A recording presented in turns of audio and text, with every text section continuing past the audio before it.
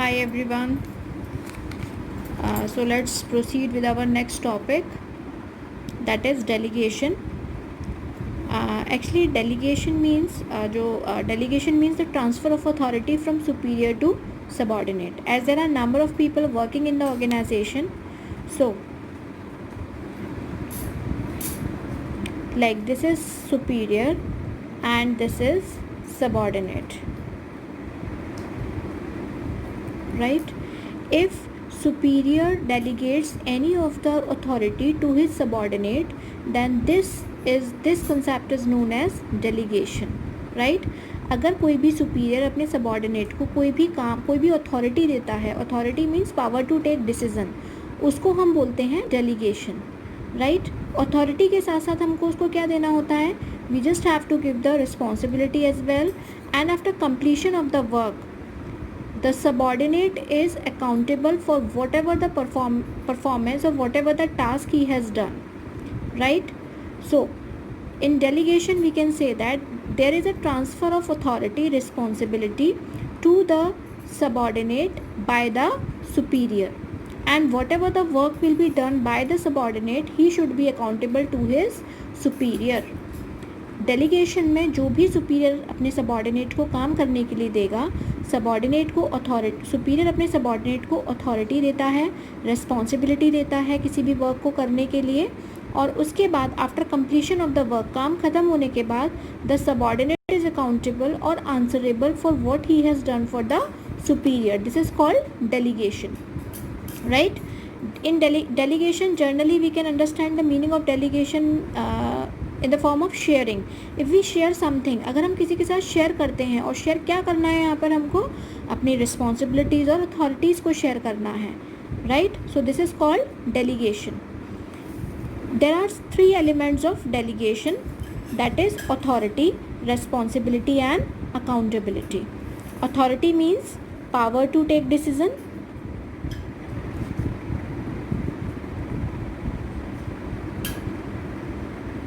Power to take decisions.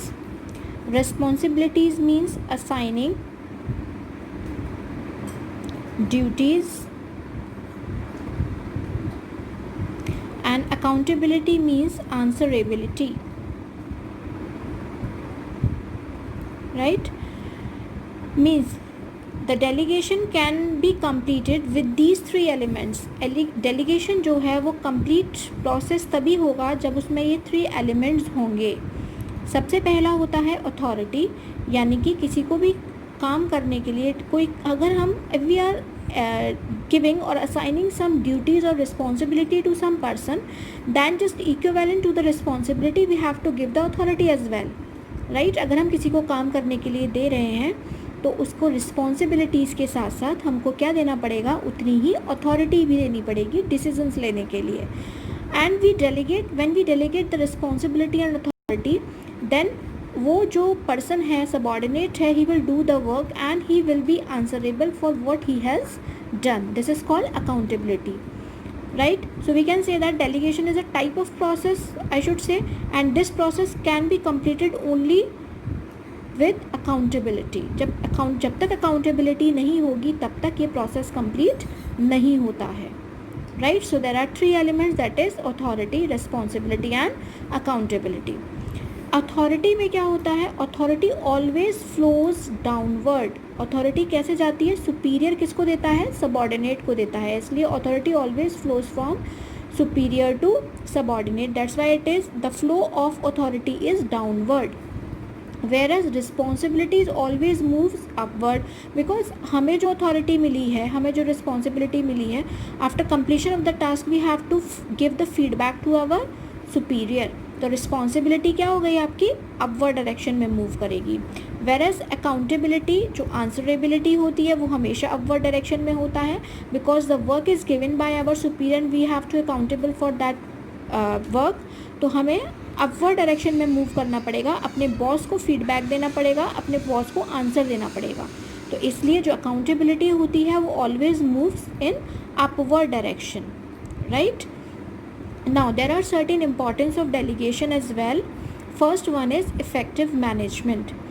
अब देखिए, delegation, the importance of delegation is, if we delegate the work, if the superior delegate the work to his subordinate, then the management can be much more effective. How? Because the management have a lot of work to do. आपको पता है जो आपका boss है, आपके जो boss हैं उनके पास बहुत सारा वर्क है करने के लिए. तो because everything is done by a single person is not possible. I told you number of times that the work cannot be done by a single person. He should have to take the help of others as well.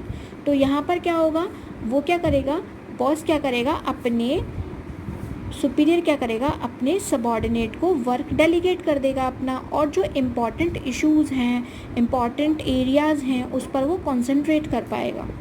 तो इसलिए by delegating the work the management can be much more effective, right? Because the boss, the superior have number of work to do.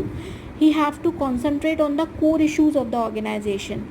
So we can say that by delegating our authority and responsibility, the superior can concentrate on much important issues of the organization, right? Next one is employees development. Obviously the development of employees will take place if delegation is there in any organization. How? When the superior give the work to subordinate, it means subordinate किसका काम कर रहा है, अपने superior का काम करना है. यानी कि एक executive है, वो किसका काम कर रहा है, अपने मैनेजर का काम कर रहा है. और अगर कोई भी पर्सन अपने मैनेजर का काम कर रहा है, then what he is doing means what he is developing in himself, he is developing the managerial skills.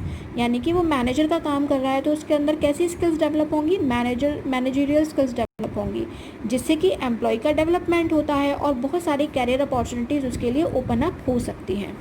Next one is motivation of employees. Obviously if the superior will delegate the authority and responsibility to subordinate, then it will create a faith in the mind of employees towards their boss.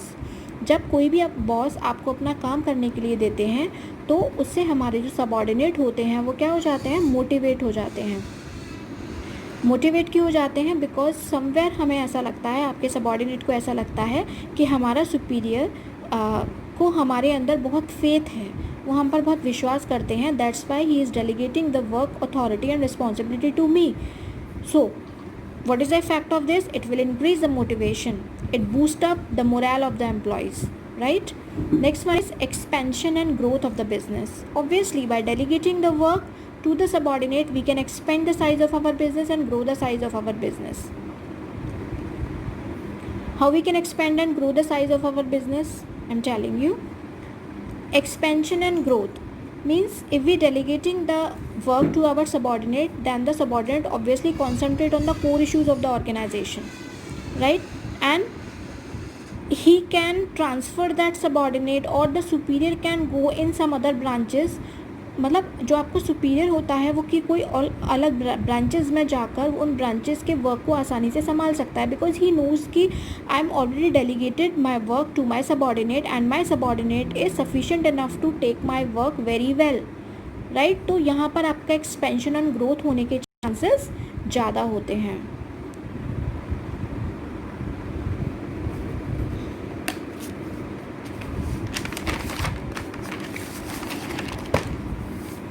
The next point is basis of management hierarchy. Basis of management hierarchy means, as we know that, it helps in the it works as a basis of management hierarchy. इसका मतलब ये होता है कि आपने देखा होगा कि मैनेजमेंट में बहुत सारे एक हमें सीक्वेंशियल ऑर्डर में चलना होता है, like top level, mid level, low level. तो कौन किसको रिपोर्ट करेगा, who reports to whom is very clear in delegation. तो it works as a basis for management hierarchy. Next one is better coordination. If we delegate our work, then the coordination can be done in a very proper manner. Like no duplication of work, the chances of duplication of work can not be there. वहाँ पर duplication होने के chances नहीं होंगे, क्योंकि a superior has delegated the work only to one subordinate, right? तो यहाँ पर कोऑर्डिनेशन बहुत अच्छे से होता है, और every subordinate, every superior knows very well that what they have to do.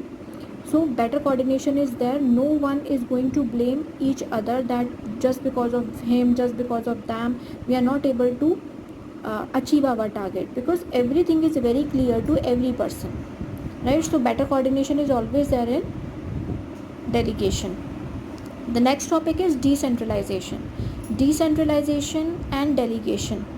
Decentralization, in other words, I should say that decentralization is a wider concept. It is a wider concept. एक ऐसा concept होता है, wider concept होता है, और wider concept है तो it means decentralization, delegation is a part of decentralization, right? जो आपका delegation है वो किसका part है? Decentralization का part है. Decentralization अपने आप में एक बहुत बड़ा term है. डिसेंट्रलाइजेशन का मतलब क्या होता है? It is a systematic delegation of authority through all levels of management. वहाँ पर आपने डेलीगेशन में पढ़ा था, एक सुपीरियर अपने सबॉर्डिनेट को अथॉरिटी रिस्पॉन्सिबिलिटीज़ को डेलीगेट करता है. This is called delegation. But what is the meaning of decentralisation? When the authority and responsibility delegate from one level of management to other level of management. Means top level, if top level will delegate anything to mid level or mid level to low level, this is known as decentralization.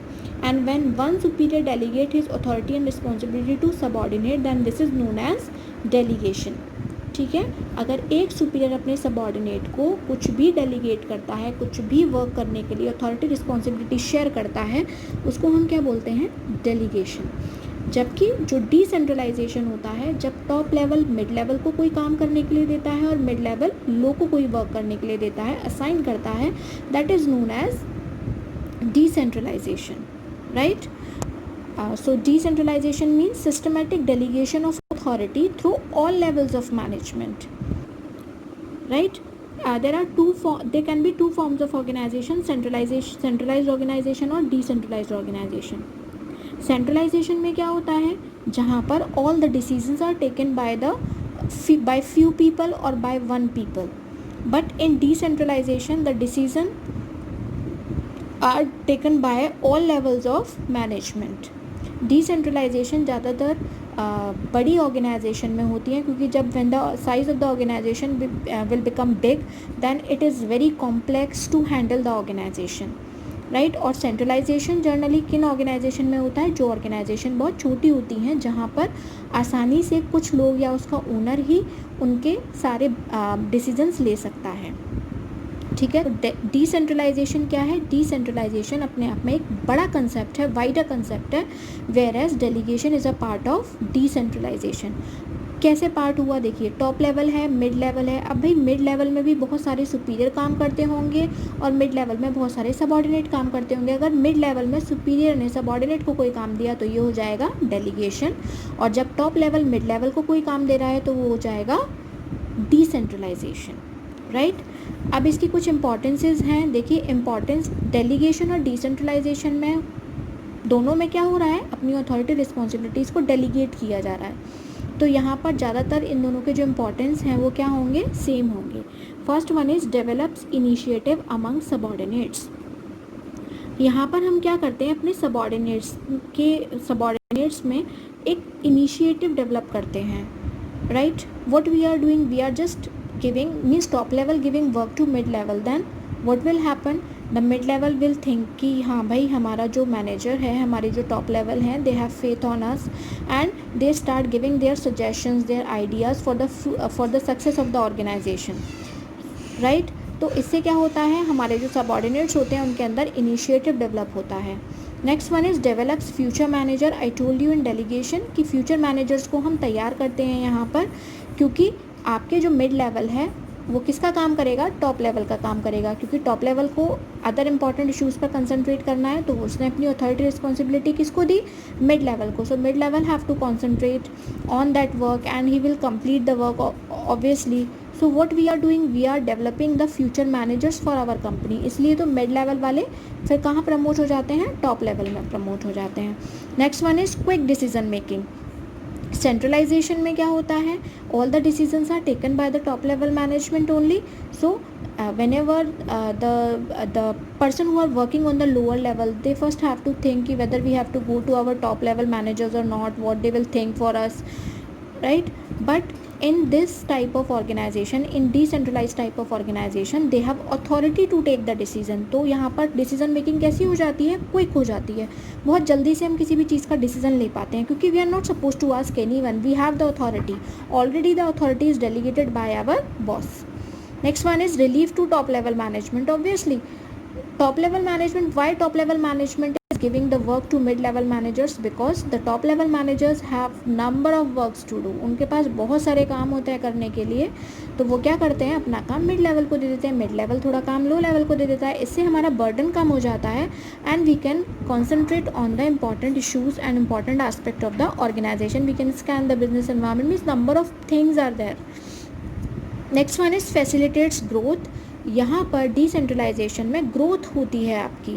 जैसे मान लीजिए top level ने अपना काम mid level को दे दिया, तो अगर आप ये चाह रहे हैं कि हमारा चेन्नई में कोई ब्रांच है और हम उसको अब गुजरात में ओपन अप करना चाहते हैं, तो आप क्या करेंगे कि आपने मिड लेवल को अपनी अथॉरिटी रिस्पॉन्सिबिलिटी डेलीगेट की. Now the mid level is well versed, they are sufficient enough to take care of your organization, then you can open up the next branch in Gujarat very easily. Top level management आसानी से अपनी growth कर सकता है. अगर आपके यहाँ decentralisation होता है, काम डिसेंट्रलाइजेशन के वे में होता है, तो आप आसानी से आपकी ऑर्गेनाइजेशन ज़्यादा से ज़्यादा ग्रो कर सकती है, राइट? कभी कभी ये क्वेश्चन आ जाता है, आपके बोर्ड एग्ज़ाम्स में आया है कि delegation is compulsory. Delegation compulsory होता है, but decentralisation is not. Why? Delegation is compulsory but decentralisation is not. हर ऑर्गेनाइजेशन में डेलीगेशन तो कंपल्सरी होता है, बट डिसेंट्रलाइजेशन एक ऑप्शनल होता है हमारे पास. ऐसा क्यों है, क्या ये सही है, क्या ये गलत है? तो this is 100% accurate. Delegation is compulsory. भाई छोटी ऑर्गेनाइजेशन होगी, बड़ी ऑर्गेनाइजेशन होगी, कोई भी ऑर्गेनाइजेशन होगी, definitely you will have to get the work done by your employees. यानी कि वहाँ पर एक बॉस होगा और उसके सबॉर्डिनेट्स होंगे. डेफिनेटली सुपीरियर को सबॉर्डिनेट को समझाना पड़ेगा, काम को डेलीगेट करना पड़ेगा. But in case of decentralisation, I told you recently कि डिसेंट्रलाइजेशन आपकी ऑर्गेनाइजेशन सेंट्रलाइज्ड भी हो सकती है और डिसेंट्रलाइज्ड भी हो सकती है. तो इसलिए decentralisation is not compulsory. Your organisation can be centralised और can be decentralised, but every organisation should have the delegation in them. Delegation ज़रूरी है वहाँ पर. सुपीरियर सबॉर्डिनेट को काम 100% देगा ही देगा, क्योंकि कोई ऑर्गेनाइजेशन ऐसी नहीं है जहाँ पर काम बिना डेलीगेशन के कंप्लीट हो सके, right? So that is why we can say that delegation is compulsory but decentralisation is not. So I hope you have understood all these points.